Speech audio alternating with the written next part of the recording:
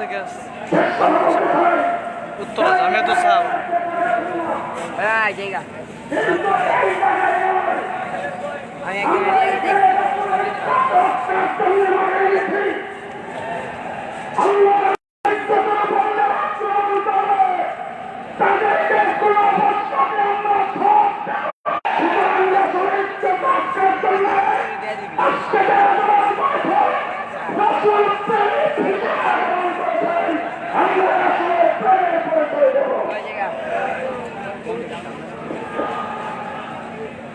সংগ্রামী তৌহিদি জনতা এই পর্যায়ে বক্তব্য নিয়ে আসছেন অত্যন্ত সংক্ষিপ্তভাবে হেফাজত ইসলাম ঢাকা মহানগরের নেতা হযরত মাওলানা তাফাজ্জুল হোসেন মিয়াজি।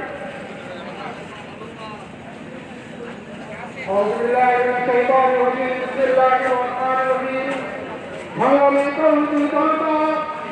আপনারা জানেন আজকে প্রান্তে বিশ্বনবী মুহাম্মদ সাল্লাল্লাহু আলাইহি ওয়াসাল্লামকে ব্যঙ্গচিত্র করে যে ব্যঙ্গচিত্র প্রকাশ করা হচ্ছে তাদের মুসলমানের হৃদয়ে আগুন লাগিয়ে দিয়েছে। আমরা প্রাণকে বলবো সেই আগুন তুমি লাগিয়ে তোমাদের বাড়ির পরিবার কিভাবে আগুন চেষ্টা করবে চিন্তা করো। আমরা বলতে পারি সারা বিশ্বের মুসলমানকে মুসলমানের কাছে প্রাণকে ক্ষমা দেওয়ার জন্য সংগ্রামী কমিটি দরকার। আমরা বিশ্বের মুসলমানকে আমার প্রাণের পুনর্বর্তন করার জন্য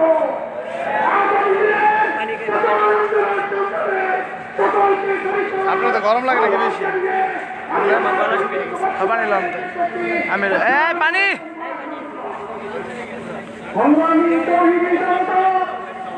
মাহমুদ ভাই বক্তব্য নিয়ে আসছেন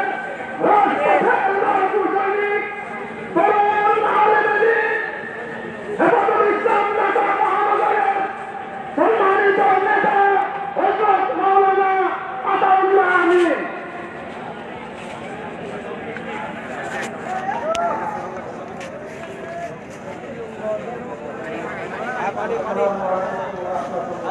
ঠান্ডা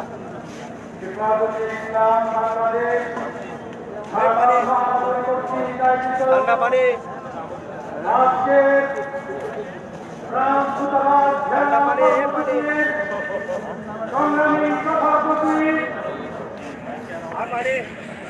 আমাদের মাঝে কিছুক্ষণের মধ্যে উপস্থিত হবেন হেফাজত মহাসচিব মুজাহিদ আজকে বিশাল সমাবেশে বক্তব্য দিবেন জাতীয় নেতৃবৃন্দ। আমি প্রশাসনকে বলতে চাই আজকে ঘেরাও কর্মসূচিতে নবীপ্রেমিক তৌহিদি জনতা ঢাকার বিভিন্ন প্রান্ত থেকে ঢাকার আশেপাশের জেলা থেকে বাইতুল মুকাররমে সমবেত হওয়ার জন্য তারা রাস্তায় নেমেছিল। আমাদের প্রশাসন নবীপ্রেমিক তৌহিদি জনতাদেরকে বিভিন্ন স্থানে বাধা দিয়ে আমি মনে করি গোটা ঢাকা শহরকে মিছিলের নগরীতে পরিণত করতে আমাদেরকে বাধ্য করবে। যে সকল অনেক জায়গায় মিছিল আটকে দিচ্ছে মিছিল করে আটকে দিব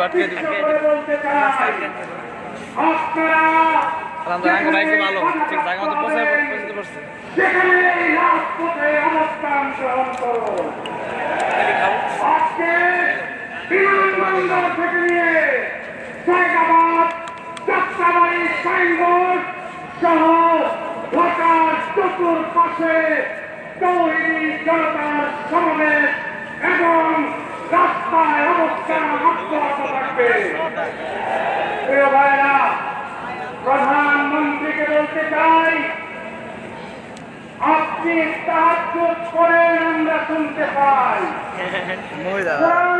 আমার ছেলে বড় হলো যে শুরু করেন আমরা এটা জানতে পারি। প্রশ্ন হল পৃথিবীর বিভিন্ন রাষ্ট্রপ্রধান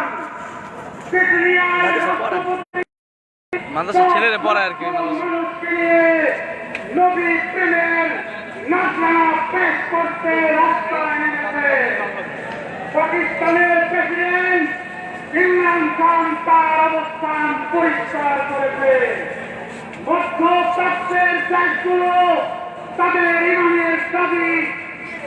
আদায় করতে সমর্থ হয়েছে আমাদের প্রশ্ন হল দাবিদার প্রধানমন্ত্রী আপনি কেন নিন্দা করছেন না আমরা জানি আপনি মুখে মুখে আল্লাহ রাসূলের কথা বললেও আপনার প্রভু হল আমাদের পার্শ্ববর্তী সাম্রাজ্যবাদী ভারত এবং তার প্রধানমন্ত্রী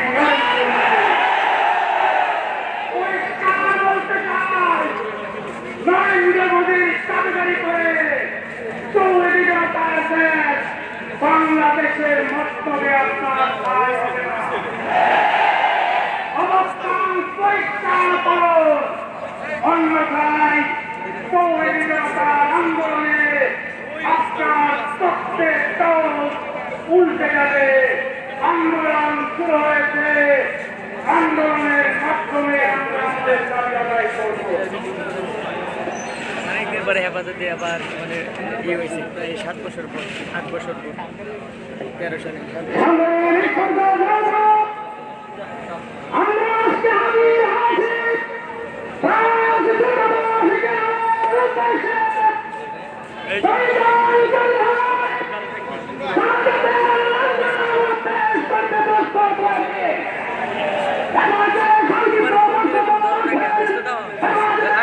কত মাঝে ফোন দিতে আছে ধরতেছে না কত কথা কইতে কইতে জান শেষ ভাই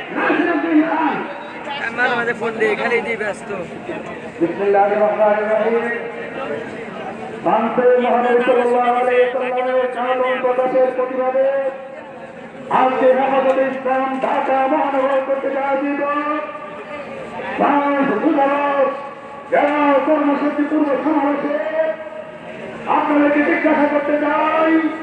আমরা এখানে এসেছি একমাত্র ইমানি তাকাদাই ইমানি আন্দোলনের শিক্ষা দেবে এই ইমানি আন্দোলন হেফাজতের 13 সালের গণজোয়ারের কথা মনে করিয়ে দেয় আজকে এই জনসমুদ্র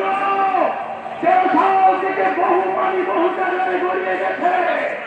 আজকে দুইজন আপসহীন নেতার নেতৃত্বে